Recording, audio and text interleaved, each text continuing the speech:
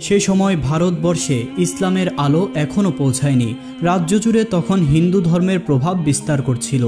রাজা পৃথ্বীরাজ চৌহান ছিলেন তখনকার ভারতবর্ষের প্রভাবশালী শাসক।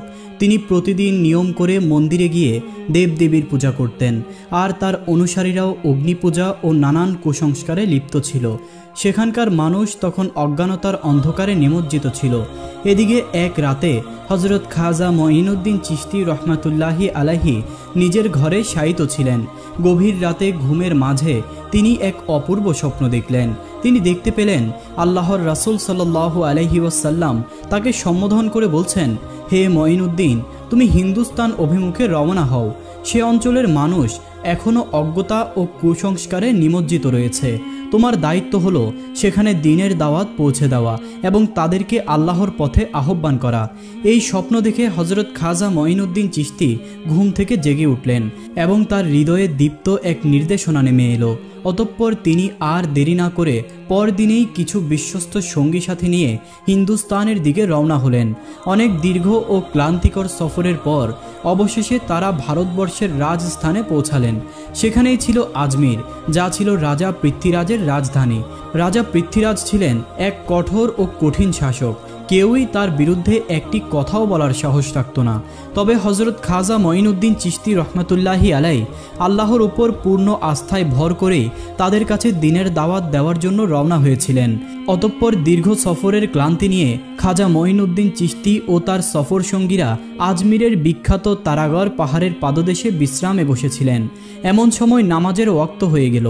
তখন খাজা সাহেব শান্ত গলায় সঙ্গীদের উদ্দেশ্যে বললেন, নামাজের সময় তো হয়ে গেছে, অজু করতে হবে, কিন্তু আমাদের কাছে তো অজু করার মতো পানি নেই। তোমরা আশেপাশে কোথাও পানি খুঁজে দেখো। তার নির্দেশ অনুযায়ী দুইজন মুরিদ একটি লোটা হাতে নিয়ে পানির খোঁজে রওনা হলেন। কিছুটা পথ পেরিয়ে তারা দেখতে পেলেন সামনে এক সুবিশাল জলাধার বিস্তৃত, আজ যেটি আনা সাগর নামে পরিচিত। কিন্তু সেখানে গিয়ে তারা দেখলেন আনা সাগরের চারপাশে কড়া পাহারা বসানো। রাজা পৃথ্বীরাজের সেনাবাহিনী চারদিক থেকে জলাধার ঘিরে রেখেছে। সৈন্যরা তাদেরকে দেখে সন্দেহ ভরা দৃষ্টিতে প্রশ্ন করল, তোমরা কারা? এখানে কেন এসেছো? আগে তো তোমাদের কখনো দেখিনি। সঙ্গীরা বিনয়ভাবে উত্তর দিল, আমরা খাজা মঈনুদ্দিন চিশতি রহমাতুল্লাহি আলাইহি এর মুরিদ। আমরা এখানে অজুর জন্য একটু পানি নিতে এসেছি। তাদের কথা শুনে প্রহরীরা সকলেই হেসে উঠল এবং বলল, তোমরা বুঝি রাজা পৃথ্বীরাজের নাম শুনোনি? তার নির্দেশে এই জলাধারের পানি কেউ ছুঁতেও পারবে না। পানি নেওয়া তো দূরের কথা, এতে হাত দিলেই তা অপবিত্র হয়ে যাবে।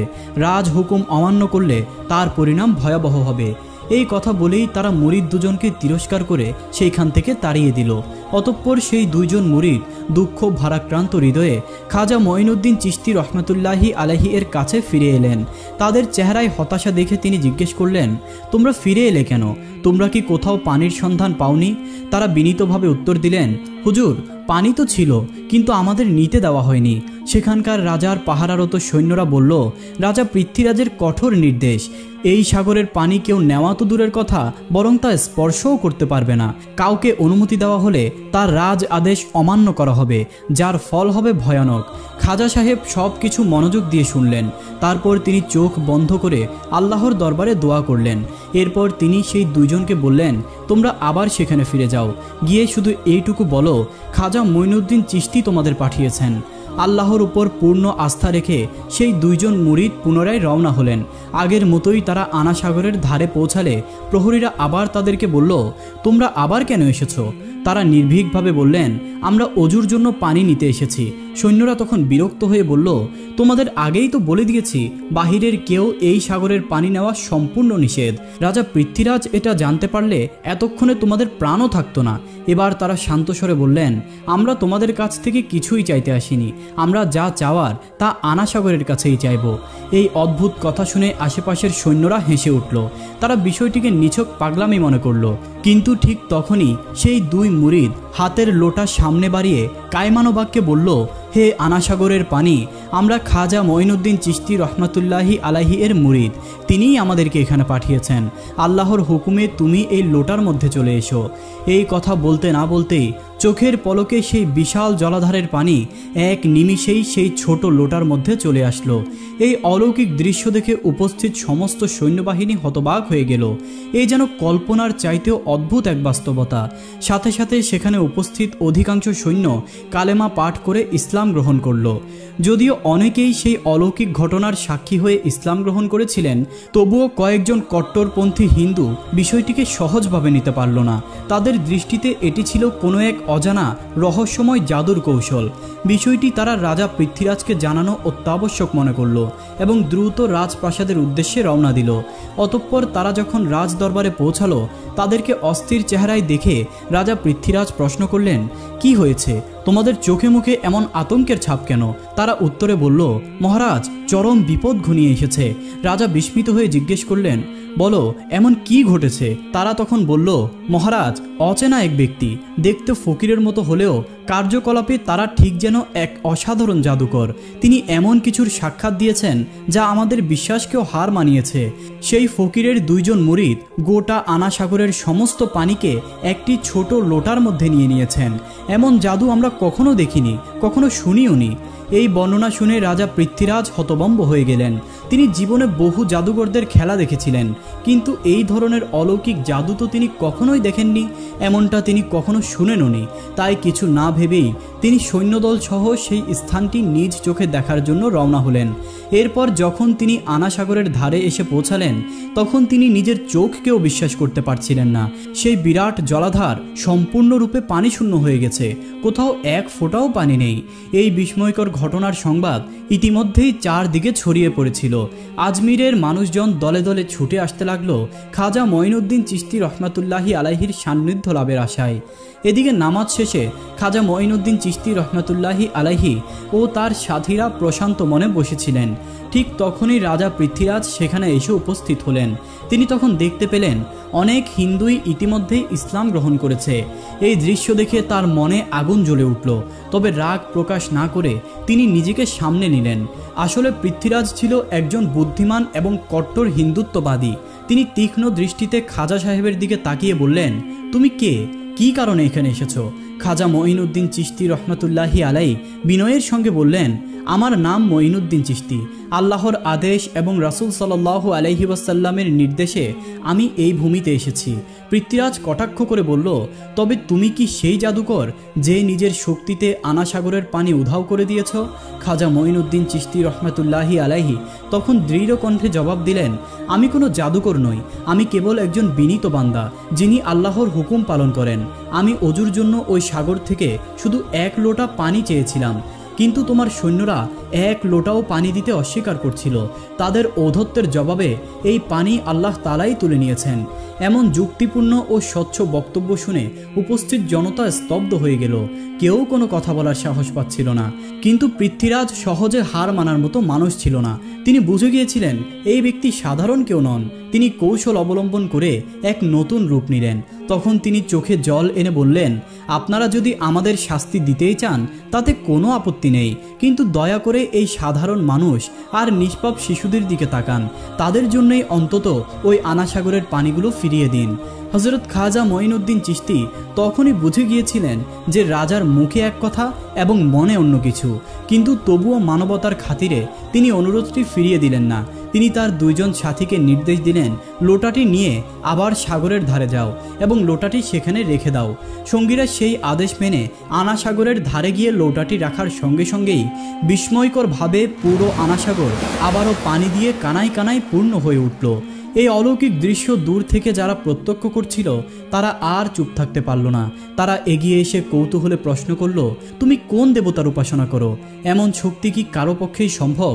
খাজা মঈনুদ্দিন চিশতি রহমাতুল্লাহি আলাই শান্তভাবে বললেন, আমি কোনো দেবতার উপাসনা করি না, আমি কেবল এক ও অদ্বিতীয় আল্লাহর ইবাদত করি, যিনি আসমান ও জমিনের মালিক। তার কথায় সেই সব মানুষের অন্তরে যেন আলো জ্বলে উঠল। তারা একসঙ্গে বলে উঠল, আমরাও সেই আল্লাহর ইবাদত করতে চাই, আপনি দয়া করে আমাদেরকেও কালেমা পড়িয়ে মুসলমান বানিয়ে দিন। খাজা সাহেব তখন তাদের সকলকেই একসঙ্গে কালেমা পড়ালেন এবং সকলেই তখন কালেমা পড়ে ইসলাম গ্রহণ করল। তখন রাজা পৃথ্বীরাজ এত লোকের ইসলাম গ্রহণ দেখে অনেক ক্ষুব্ধ হয়ে পড়লেন। অসন্তোষে ফুঁসতে ফুঁসতে তিনি আর কিছু না বলে রাজপ্রাসাদের দিকে রওনা দিলেন। পরদিন ভোরে রাজা পৃথ্বীরাজ রাজ দরবারে এক জরুরি বৈঠকের আয়োজন করলেন। ঠিক সবাই উপস্থিত হওয়ার পর রাজা সাহেব বললেন, এই দরবেশকে যেভাবেই হোক এখান থেকে সরাতেই হবে। তার প্রভাব দিন দিন বেড়েই চলেছে, তাকে থামাতে না পারলে আমাদের অস্তিত্বই সংকটে পড়ে যাবে। তোমাদের কারোর কাছে যদি কোনো কার্যকর পরামর্শ থাকে তাহলে এখনই বলো। একজন অভিজ্ঞ মন্ত্রী মাথা নিচু করে বলল, মহারাজ, এই ব্যক্তি সাধারণ কোনো ফকির নয়, তিনি এমন এক জাদুকর যার প্রভাবে সাধারণ মানুষ তার প্রতি আকৃষ্ট হয়ে একের পর এক ইসলাম গ্রহণ করছে। যদি এভাবেই চলতে থাকে তাহলে এক সময় এই রাজ্য তো নয় বরং গোটা ভারতবর্ষেই হিন্দু ধর্ম অনুসরণকারী খুঁজে পাওয়া যাবে না। তাকে মোকাবেলা করতে হলে আমাদের এমন কাউকে দরকার যার জাদুবিদ্যায় অভিজ্ঞতা তার থেকেও শক্তিশালী।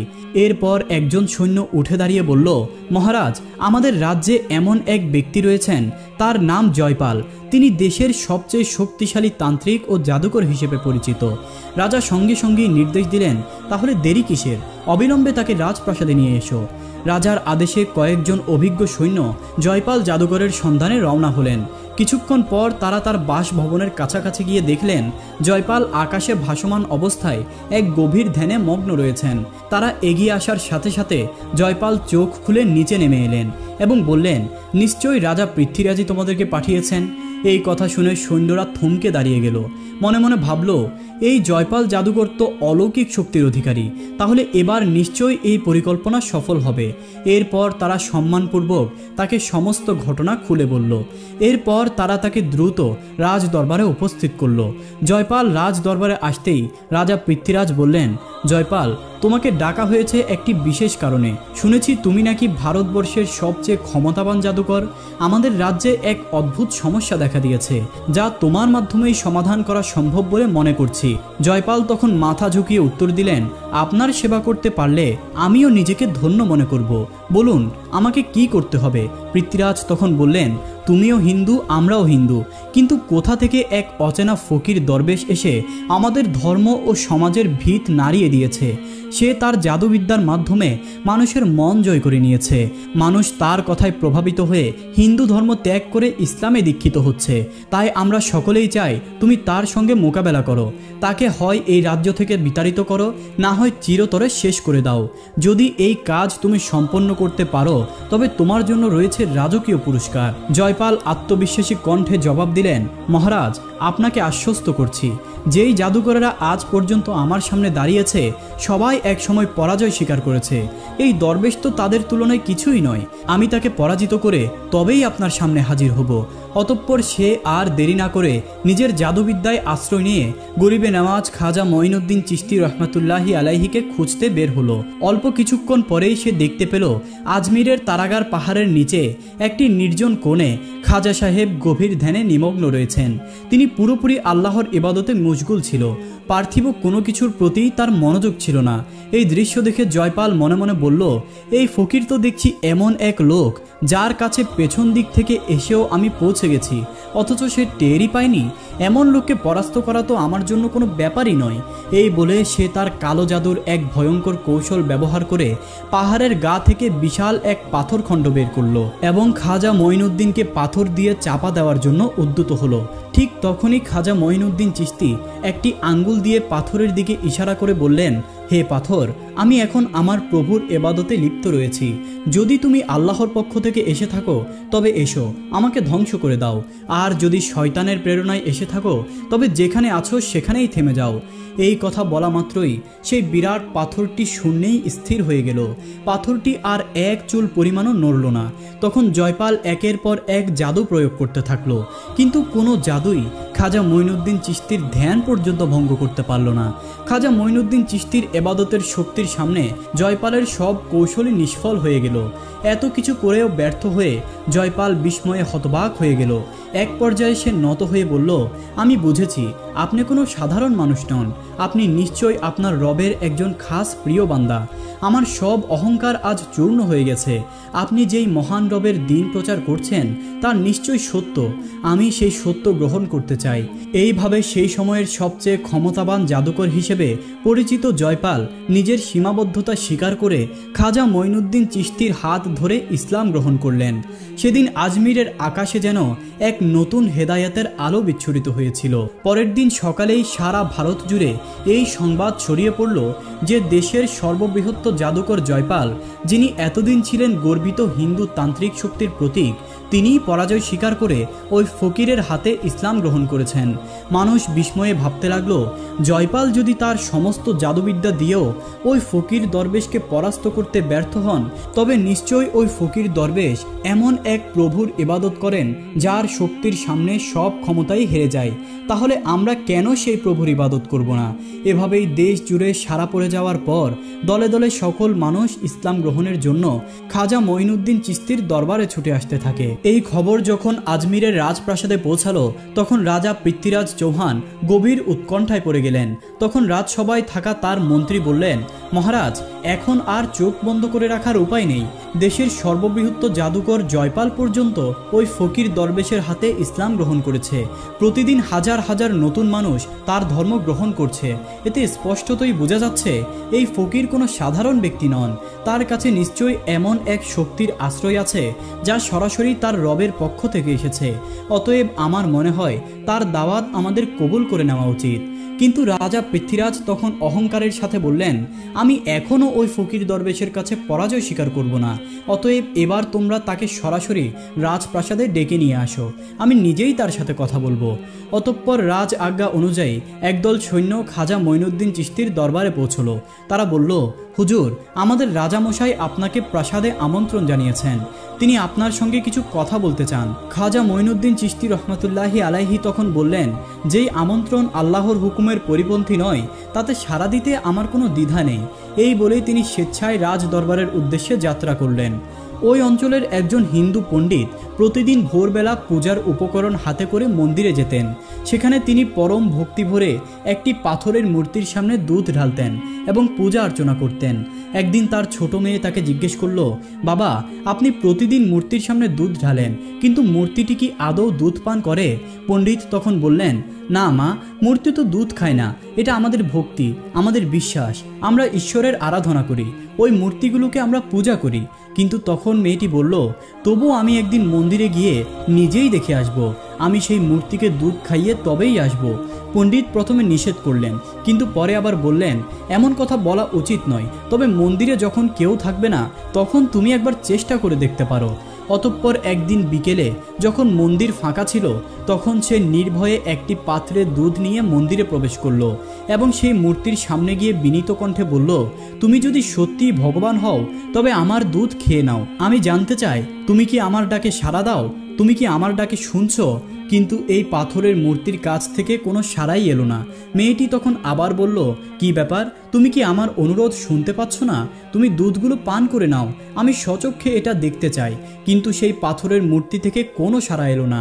অবশেষে হতাশ হয়ে, হৃদয় বিদীর্ণ হয়ে মেয়েটি নিজের মাথায় আঘাত করে রক্ত ঝরাতে লাগলো এবং জোরে জোরে কাঁদতে লাগলো। ঠিক সেই সময় খাজা মঈনুদ্দিন চিশতি সেই পথ দিয়ে যাচ্ছিলেন। তিনি মেয়েটির কান্না শুনে থেমে গেলেন এবং মন্দিরের ভিতরে প্রবেশ করলেন। তখন তিনি মেয়েটিকে জিজ্ঞেস করলেন, মা, কি হয়েছে তোমার? মেয়েটি তখন বলল, দেখুন না বাবা, আমি কতটা আশা করে এই মূর্তিটির জন্য দুধ নিয়ে এসেছি এবং মূর্তিটিকে দুধগুলো খেতে বলছি, কিন্তু সে দুধগুলো খাচ্ছেই না এবং আমার কথার কোনো জবাবও দিচ্ছে না। তার কথা শুনে গরিবে নওয়াজ বললেন, মা, মূর্তি তো কথা বলে না আর খায়ও না, সে তো একটা পাথর মাত্র। কিন্তু মেয়েটি তখন আবারও জোরে জোরে কাঁদতে লাগলো। তার নিষ্পাপ ভক্তি দেখে খাজা সাহেবের মন কেঁপে উঠল। তখন তিনি মূর্তিটির সামনে গিয়ে বললেন, আমি খাজা মঈনুদ্দিন চিশতি বলছি, তুমি কি শুনতে পাচ্ছ না? এই অসহায় নিষ্পাপ মেয়েকে তুমি কাঁদাচ্ছ কেন? এই দুধগুলো খেয়ে নাও।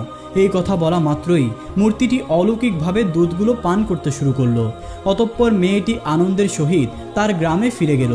কিন্তু মেয়েটি যখন রক্তাক্ত কপাল আর কাঁদা চোখে গ্রামের মধ্যে প্রবেশ করলো, তখন গ্রামের কিছু লোক বলল, এই মেয়েটি নিশ্চয়ই কোনো না কোনো পাপ করেছে, নইলে তার অবস্থা এমন কেন? আরও কিছু লোক বলল, সে অবশ্যই অপকর্ম করেছে, এই লজ্জা ঢাকতেই এখন কোনো গল্প বানিয়ে বলবে। কিন্তু সেখানে মেয়েটির পিতাও উপস্থিত ছিলেন। তিনি বিস্ময়ে বললেন, মা, তোমার এই রক্তাক্ত অবস্থা কেন? তুমি কোথা থেকে এলে?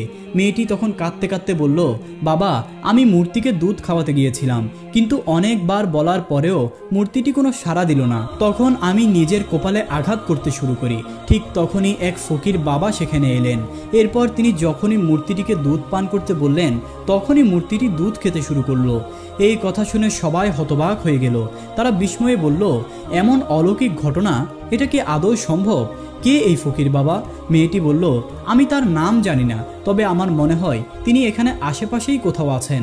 গ্রামের লোকেরা একে অপরের দিকে তাকিয়ে বলল, আমরা অনেক দিন ধরে এই মূর্তিকে দুধ দিয়ে যাচ্ছি, কিন্তু কখনো তো এমন কিছু দেখিনি।